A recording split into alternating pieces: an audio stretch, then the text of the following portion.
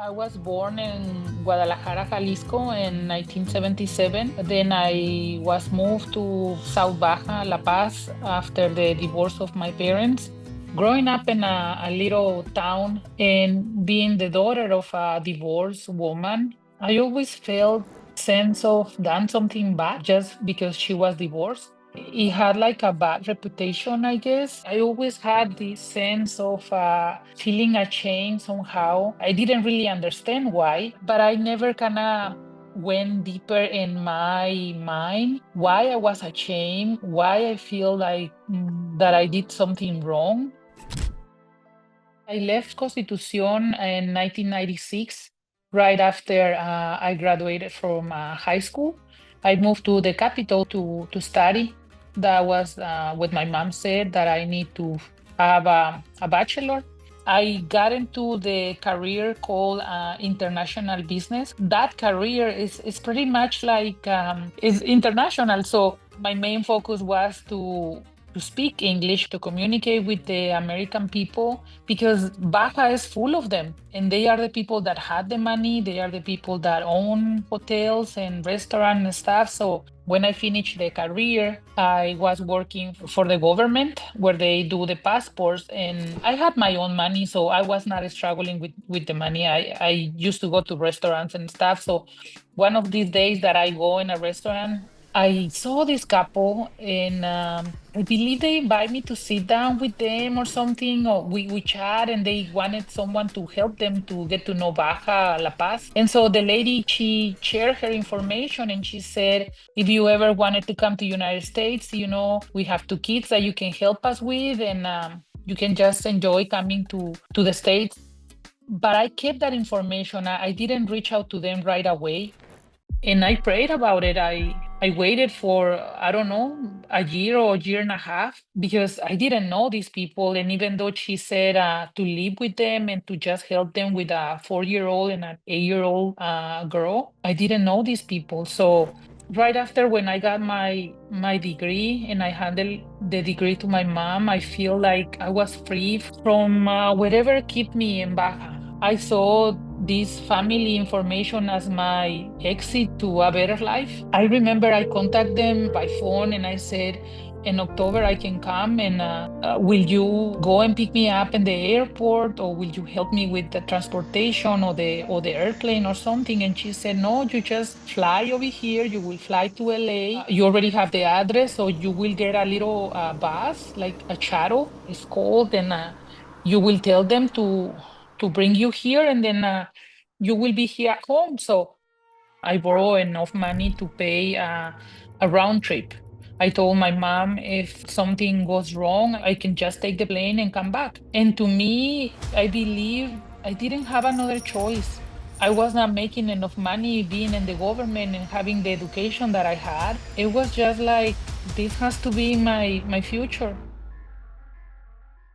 So that day when I came around October and I saw the beautiful house, I was like, wow, this is so beautiful. That night, I remember I sleep next to the oldest daughter, like in a separate room, but in the same kind of, in the second floor. In the morning of that day, she told me, you cannot come down in your pajamas. You have to change your clothes. When you come downstairs, you have to be ready. And here's a cell phone, here's a credit card, and they go to school around 9. And I was like, oh, okay. And so there I am, just taking instructions, driving the car in this country in United States. I feel so strange, like how come I driving these kids, a stranger person like me, and they just give me the car, the cell phone and the credit card. So that first time I didn't even know what to do. So I after I dropped the kids, what can I do? And she said, well, just you just hang out there and they are gonna be off at school around 3 and then you come back.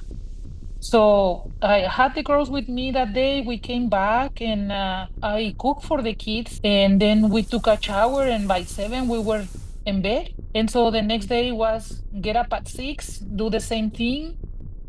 So I stayed with that family for almost a year. I don't remember that she gave me any amount of money. She said she was gonna pay me. I was done. I believe that night I left. I packed my stuff.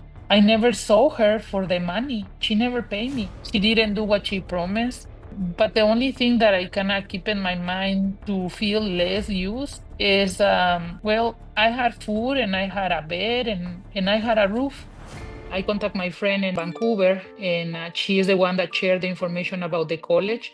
So instead of going south, Mexico to exit, I went north. I stayed with a very nice family that they were the parents of a friend that live in La Paz. I think I finished my program in 4 months. I got my certification there, and I went to see my mom. That was December in 2004. Somehow got in touch with my ex-boyfriend. I think somehow probably my mom in her mind was trying to keep me in Mexico. That's why she shared the information about my ex-boyfriend. And I ended up staying in Baja from 2004 to 2005. February 2005, we came back. He came first, and then I came to Colorado. We live in Denver, Colorado. Then we came to Fresno, and we married here in Fresno in 2007. I've been married with him for 20 years, and we're in the process of getting divorced now because of domestic abuse. When we were supposed to get married, it was already things that didn't make sense. It was already abuse there. He was a very controlling man. He would not give me any economic help. I didn't have friends. It was only work and being with him. It was hard because even though my mom will come, my grandma will come, none of them will say with the words, "This is abuse."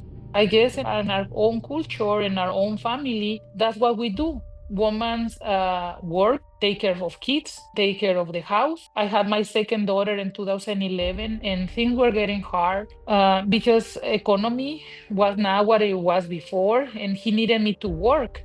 And I said no, because he was not helping at the house and he was not helping with the kids. So I didn't have the energy, I didn't have the capacity in my mind. I think I was already postpartum depression. I was trying to get out from this, but I didn't see it how.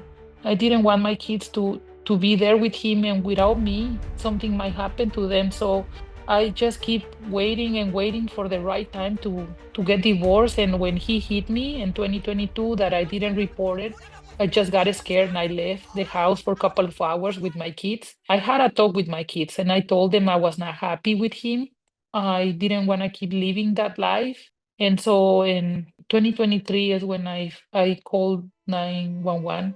They did an interview to my kids and to me, and they said it was a possible to get him out because of the testimony of my kids. They got him out in February 2023, and so and when I started divorce. My future ex-husband doesn't have a citizenship. He has the working permit, and he might try to get my daughters from me because he has a business here and he has a home. So because of this situation, and they're minors, they're teenagers, having the possibility of one of us being in this country, that put me in a very high risk of losing my daughters. Someone at church said that I should join the center for classes. And then they said, you can get your visa and your citizenship through the U visa. They give me this list of lawyers. So I called, I told them my story. They asked me for a contract, to sign a contract and to give an advance 750. And then they will work in a letter to get me filed as a U visa.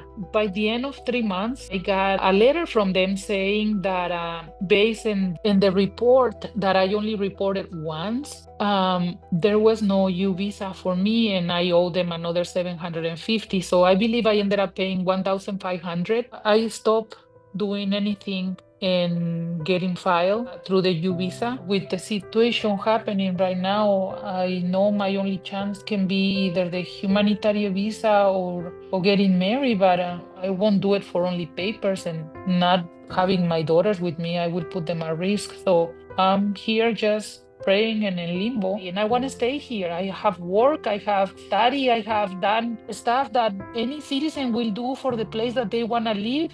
To me is more like what have the country has done for me. For a person that is working here, is been paying taxes for 20 years that I've been here. So why there's no consideration in the law for us, especially me with two daughters? I cannot leave them with their dad. So I have to fight for being with my daughters, and I have to do whatever I have to do to be seen by this government here as a working citizen that doesn't want to go back. There's nothing there waiting for me.